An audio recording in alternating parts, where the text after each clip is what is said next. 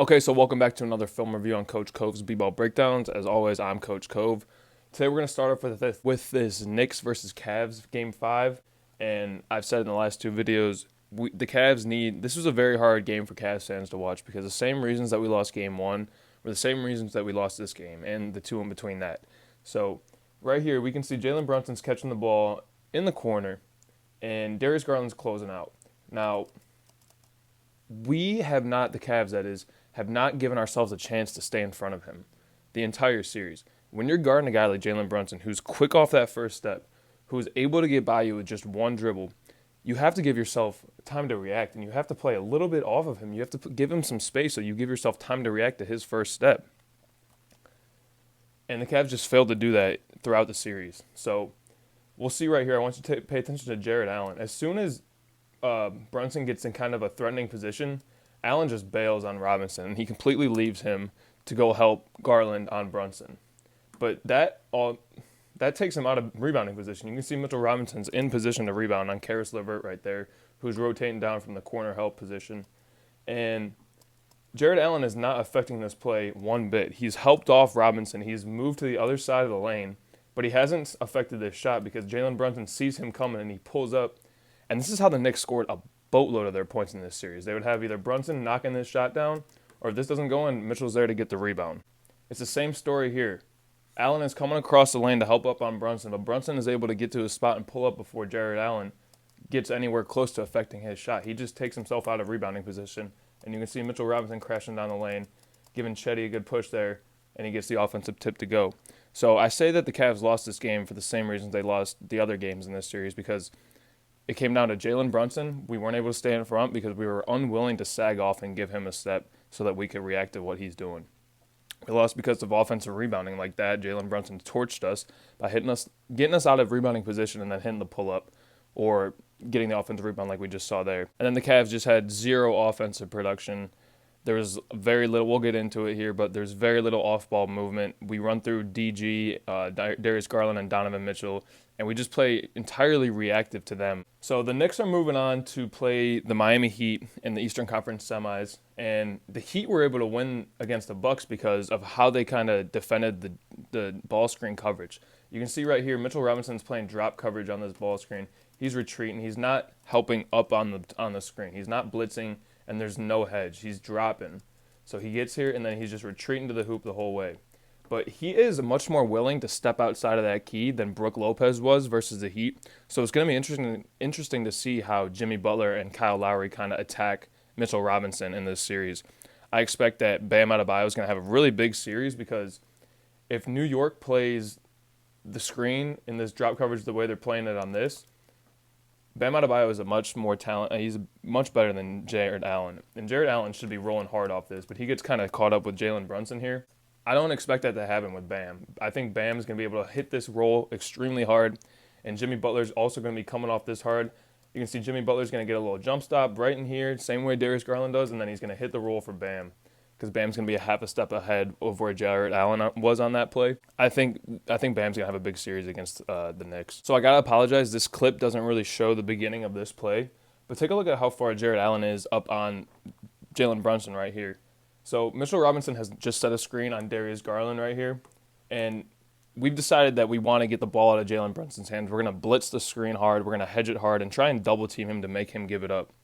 But the problem is our biggest guy on the court is 40 feet from the basket, and it's just two passes, and they easily beat us on this one. It goes to Randall, and then it goes right into Robinson because Jared Allen is having a hard time getting back because he's so far extended on this. And I'm preaching, give Jalen Brunson a step. We should not be playing him above the three-point line. And then JB Bickerstaff, the Cavs head coach, is going out there and running blitz and screens, trying to get the ball out of his hands. And I don't know. I think there are some serious questions that need to be raised about JB's position. It's not like the Cavs really overachieved this year. We got a huge trade in the offseason, and we finished fourth in the East. I don't think the Knicks maybe were the only better team than us, maybe Miami as well.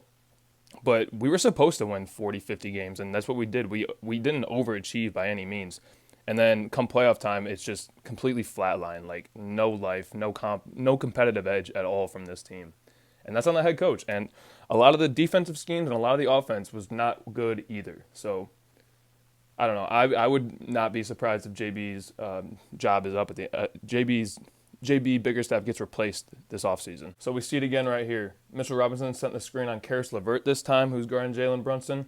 But look at Jarrett Allen. Look how far he is. He's above Robinson and Randall again. And this is not the right defense to run against these Knicks. Jarrett Allen is a step behind the entire way, and we just can't get back in time to affect the shot.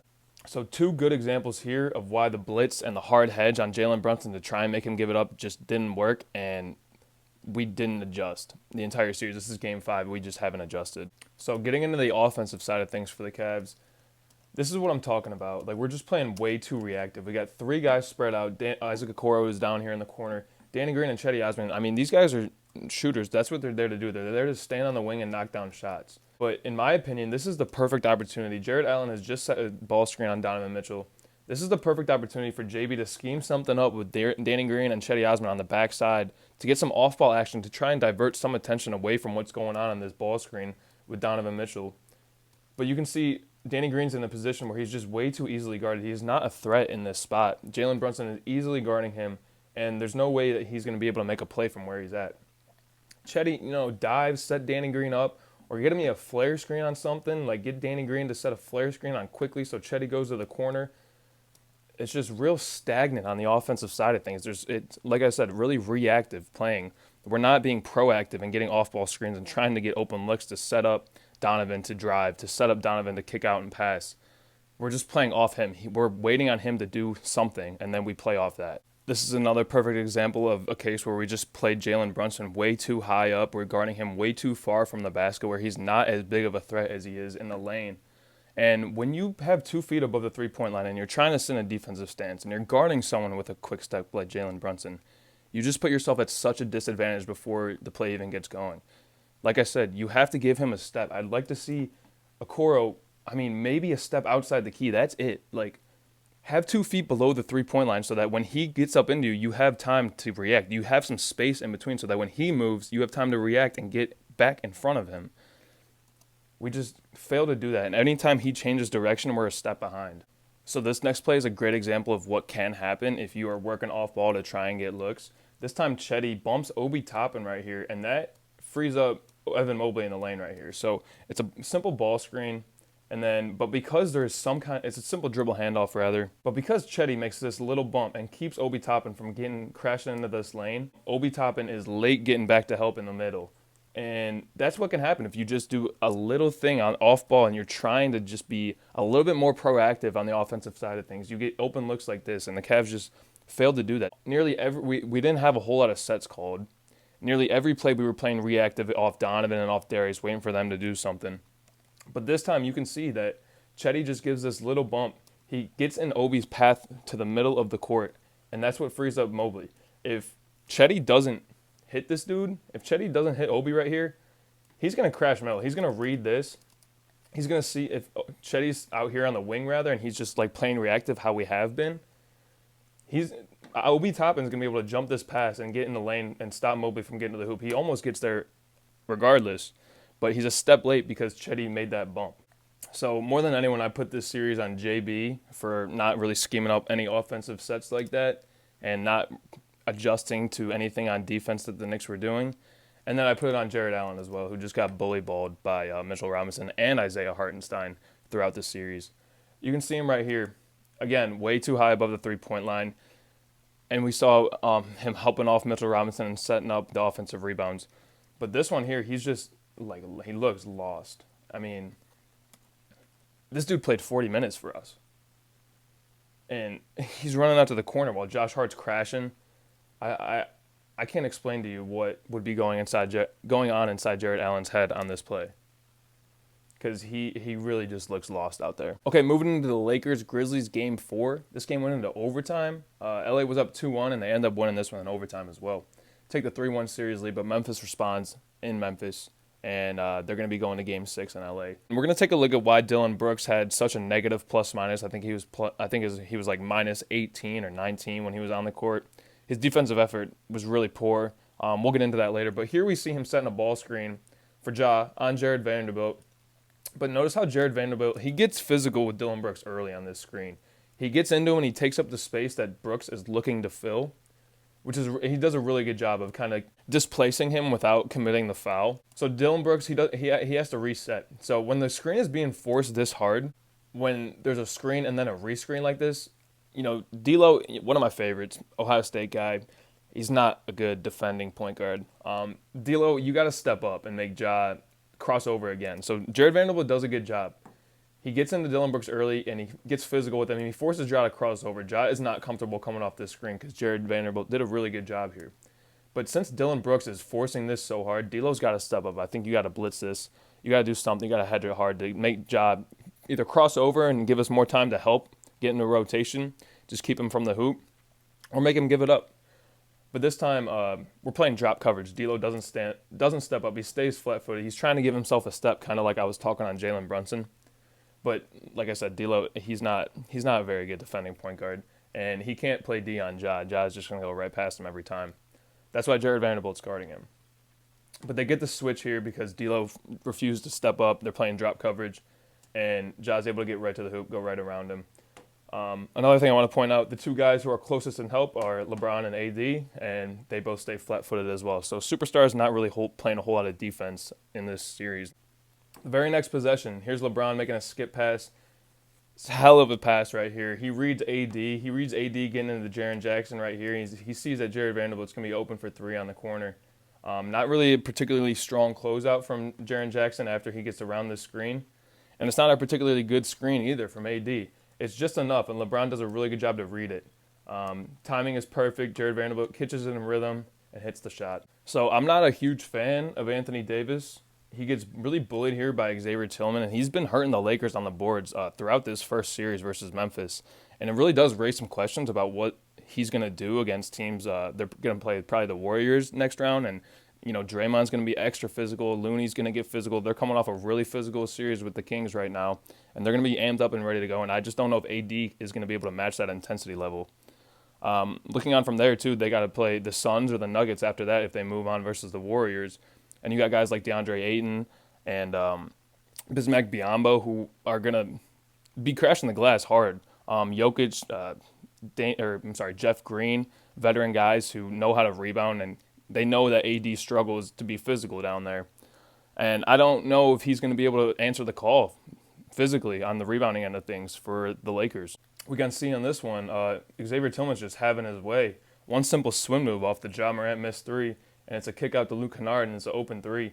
And Grizzlies take the lead on that possession. But that's just like a sort of metaphor for the bigger aspect of what AD does on the glass. I don't think he's going to be able to answer that call.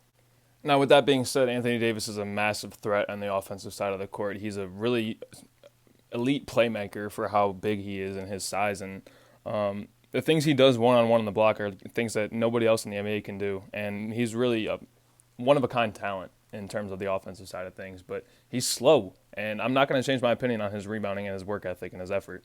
I just think he's going to get bullied. So, big missed opportunity here for the Lakers. We got Desmond Bane guarding AD, and AD's able to easily have his way with a smaller defender on his back most of the time. But the problem here is that Austin Reeves doesn't go corner to D'Lo. He tries to get it in from the top of the key, and you can see from Austin Reeves' position, he's still, like, if you were to draw a line up from the key, he's in the key. Like, if the key were extended all the way to the three-point line, he's within the key. And that's never the right angle to try and get a post-entry pass. It's just more difficult angle to, like, get straight down, and you got to pass through a lot more guys. What I would rather see Austin Reeves do is swing it here to D'Lo and then get an easier entry look here from the corner. And like I said, it's a missed opportunity for the Lakers to get an easy bucket on that possession. So this is off the inbound, and I hate that LeBron is such a big crybaby now. I really, like, in his early years with Cleveland, that was never the case. But I do understand his point sometimes because this is a pretty blatant foul by Dylan Brooks right here. You can see his left forearm gives a good shove to LeBron, nearly knocks him over. LeBron, one of the strongest guys in the league, and to nearly knock him over as he's going up for a layup takes a lot of strength, takes a good push, and the refs to just completely miss that call, I can understand why LeBron is upset. So we are going to get into why Dylan Brooks is a horrible defensive player for the Grizzlies and really had that negative plus-minus that I was talking about. But first, I want to kind of commend him for being a really good awareness offensively. having some good offensive awareness on this possession. So he sees that Ja is attacking, and he's garnering a lot of attention from the Lakers. When you're in help defense and you're guarding the guy in the corner or you're guarding the guy on the wing that's on the weak side, the rule is to have 1 foot in the paint in help defense, ready to step over and block his path to the hoop. In this case, you can see Ja is an elite ball handler. He gets to the hoop at will on most defenders. And Austin Reeves and LeBron know that. They're shading him pretty heavily into this paint. They're trying to get a little bit further. You see how far Austin Reeves is, and Dillon Brooks sees that too. So Dillon Brooks realizes that the only man between Roddy and Ja right now is LeBron. He's the only one that can really make a play on a hard closeout if this pass were to skip all the way to the corner to David Roddy. So really good job here by Dillon Brooks to set this screen. The screen is definitely opening up David Roddy right here, but Ja's looking more at Dillon Brooks, and we can see Desmond Bane right here. And we can see D'Lo limited on the defensive side of things right here. He's just not really paying attention. But Desmond Bane is able to get off this three because of this screen right here. You know, LeBron, he can read Ja. He's reading this pass right here. And if Brooks doesn't give him that little bump, it's an easy closeout for LeBron onto Desmond Bane. But he does give him that little bump. And this is the open spot of the court. You can see Roddy and Bane are both trying to get to the same spot. Ja decides to hit Bane. But because Dillon Brooks set that screen on LeBron and kept him from getting in between Ja and where the open spot on the court was, it opened up this look for Desmond Bane. It was a really good defensive or offensive play from Dillon Brooks. Okay, so this is my favorite play of the game because I love picking on Hall of Fame caliber guys. Here's AD, and you can see from the time of the change of possession, Austin Reeves gets blocked by Jaren Jackson Jr. AD is by no means out of the play. He's pretty level with Jaren Jackson, and if he were to just start getting back right now, he should be able to beat Jackson down the court or at least stay with him. You can see the distance between him and Ja Morant at the time of possession is 1 step.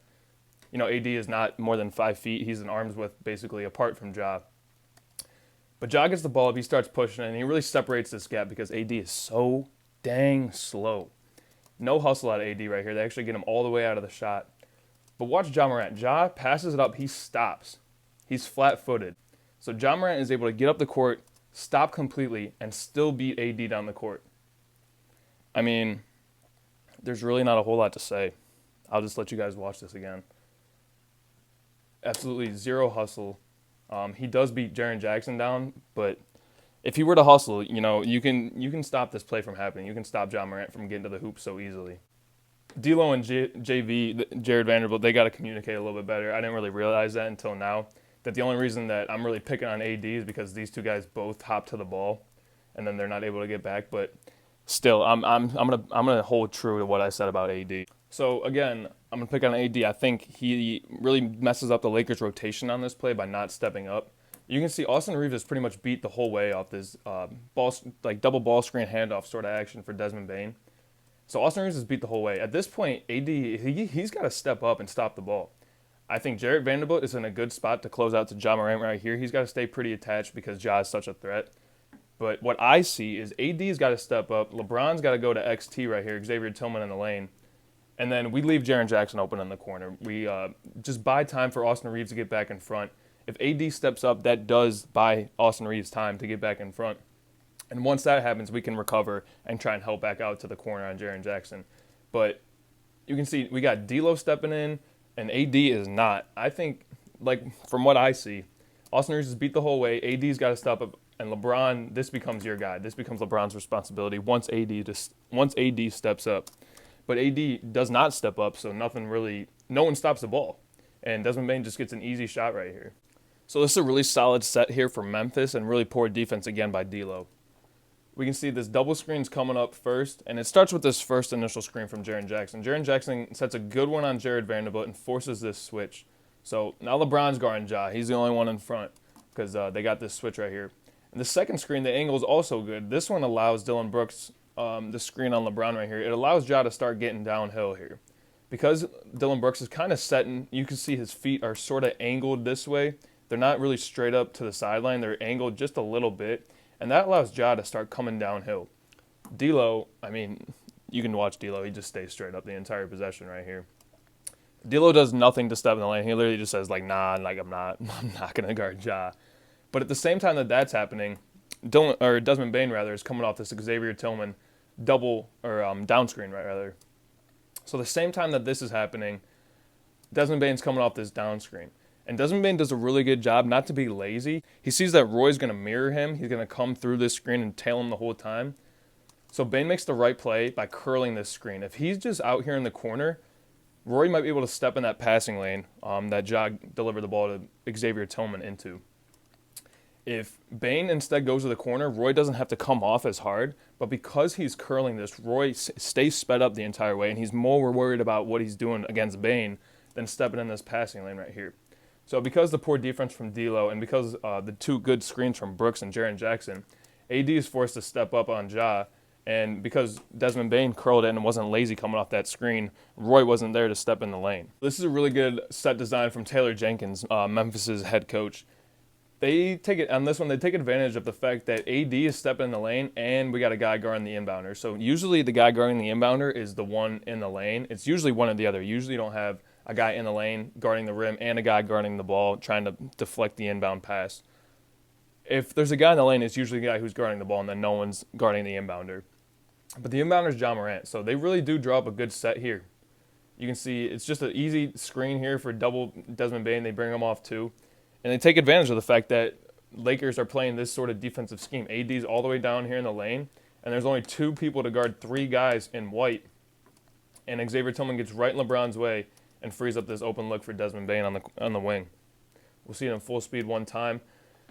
It's three down here guarding these two, basically, because AD isn't guarding anyone sitting down here in the block like this. And then it's two guarding three in white, and they just can't keep up with the screens and the off-ball action. So this ball screen right here really looks like miscommunication between Tyus Jones and Xavier Tillman. Tyus Jones has to be calling switch the entire time that Austin Reeves is coming up. If he's going to hedge this hard and step in front of LeBron like that, you gotta just take it. You gotta just call a switch and let XT take Austin Reeves out here in the corner, because once XT is in your way to get back to Austin Reeves, it's just like he's screening you. And you guys are both guarding LeBron. And so Tyus Jones, it's better to make the wrong decision but make some decision and make a call early. I'd rather you have go switch or stay.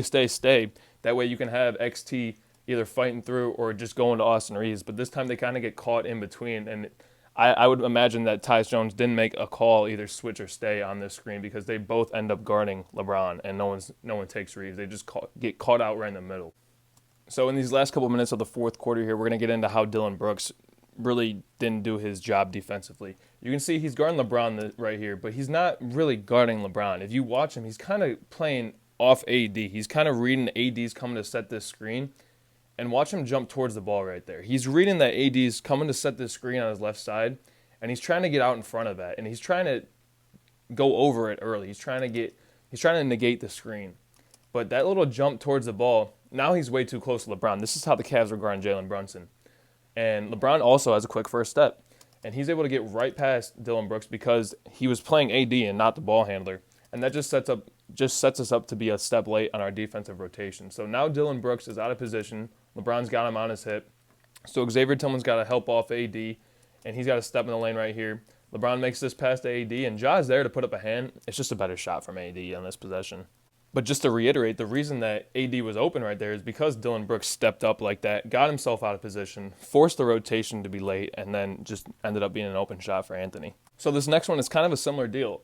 Dillon Brooks is guarding Austin Reeves right here. Austin Reeves sets the screen on Desmond Bane. D'Lo's coming off of it.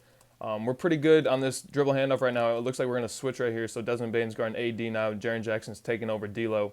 And Dillon Brooks is still on Austin Reeves.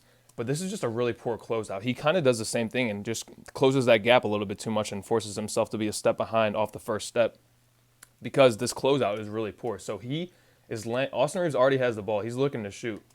But Dillon Brooks lands after Austin Reeves has already kind of made this jab step. So there's no space between him at this point.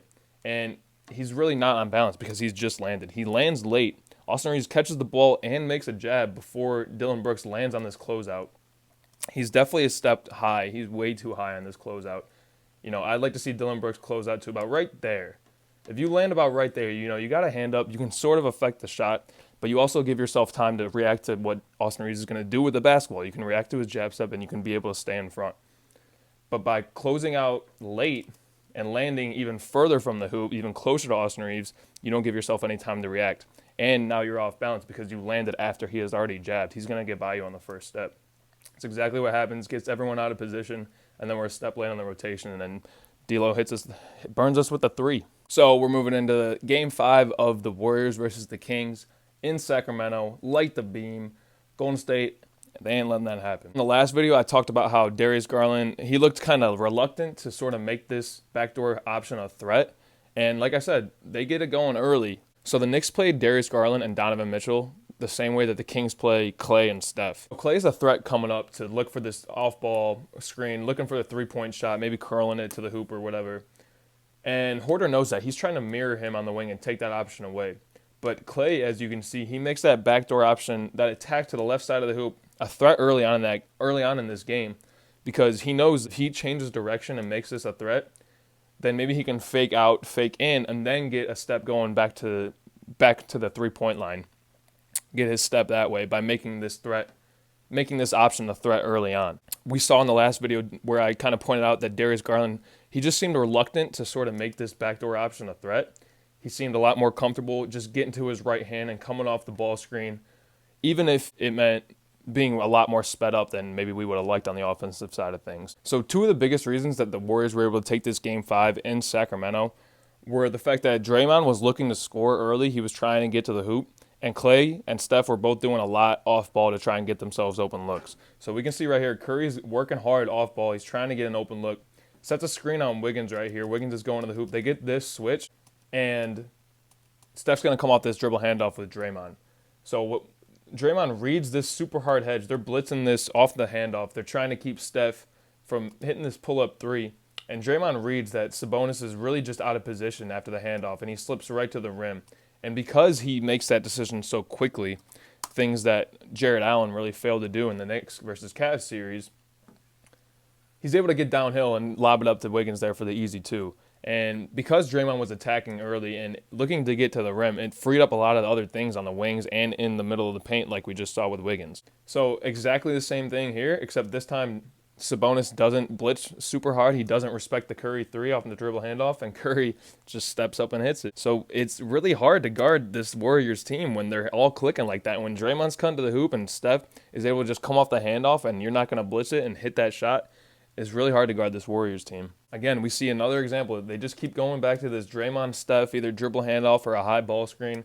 And this time Curry gets Alex Len caught in the middle. So he's reading Len. It looks like the pass is definitely open, and Curry's willing to make this pass. But once he sees Len hesitate, he's backpedaling, and then he hesitates. He doesn't keep the same distance. He creates more distance by backpedaling right here. He takes that last step, and that's just enough space for Curry to be confident enough to hit this shot. So Len, the spacing right here is good. Curry's not going to rise up and hit this shot. He's still good right here. Because Curry, he pumps first. Draymond's got a step on Davion Mitchell right here, and he's open in the lane. But now, Len is still going backwards as Curry's ready to pull up, and he just reads him. That is too much space. He gives him just a little bit too much space right at the last second here. This last little step back, and Curry, he pulls up and hits it. So we can see on this play, Curry comes off. He's coming to the corner right here. He comes off this screen. And he's garnering a lot of attention. You see Sabonis is stepping up. And this is what I went over last week. Because Curry and Klay, they garner so much attention on the three-point line, and you have to respect what they do out there. It opens up lanes to slash. So guys like, I said it last week, Iguodala, Sean Livingston. This year it's Kevin Looney. It's been Andrew Wiggins in the past. It's been Harrison Barnes in the past as well. And another big part of their offense is that they have very underrated passers. I told you last week in my video that I thought Andrew Wiggins was going to be the difference maker in this series because with everything else, even with Monk and De'Aaron Fox, able to really compete with Klay and Steph on the three-point line on the offensive side of things. I thought Green and Sabonis and what Wiggins could do against guys like Trey Lyles and Harrison Barnes was really going to be the difference maker in this series. And we can see that Wiggins and Green both had great games in this one, and that's why the Warriors were able to come away with the win.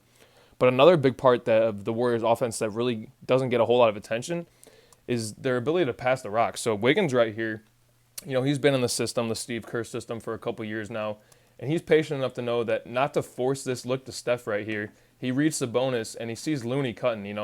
Looney right here, like I said, I went over. This is Iguodala. This is Sean Livingston. This has been Harrison Barnes in the past. It's just in a different body, in a different uniform. Right now it's Kevin Looney. It's the same action, same offense. But we get a good slash right here, and then we got another cutter coming. It's an easy dunk right there for the Warriors. So that is Warriors basketball. Because you have to give so much respect to Steph and Clay on the wing, it's easy for them to drive past you. And then once that happens, once you get a step, either Steph or Clay, it's nice to have guys like Wiggins or like Sean Livingston or like Andre Iguodala slashing into the lane and there for the dump off and the dunk. But another big part of that is the underrated passing ability, because once Steph or Clay make that first dump, sometimes that's going to be guarded, and then you got to have the ability to make the next pass. So that's a big part of their game that really doesn't get a whole lot of attention, but it's a huge part of why they won this one. So this time, Curry's already gotten a step, and that's not because he really had to be respected on the three line. It's because Draymond fell down and the Kings were trying to get the ball right here. But he gets it up to the corner, and right now this is Wiggins, but like I said, it's been Iguodala, it's been Livingston, it's been Harrison Barnes in the past too. And the help comes from the corner. I'll run it back real quick here. But once Steph gets this step, it forces the help to step up, and it goes right to Wiggins. And now, like I said, this has been Wiggins, this has been Iguodala, this has been Barnes in the past, Sean Livingston. It doesn't matter who it is. This is how the Warriors play basketball. And because you have to respect Curry's ability to just trot right down here and pull up from anywhere within this golden one center logo, the help has to come early, and Curry gets rid of it early.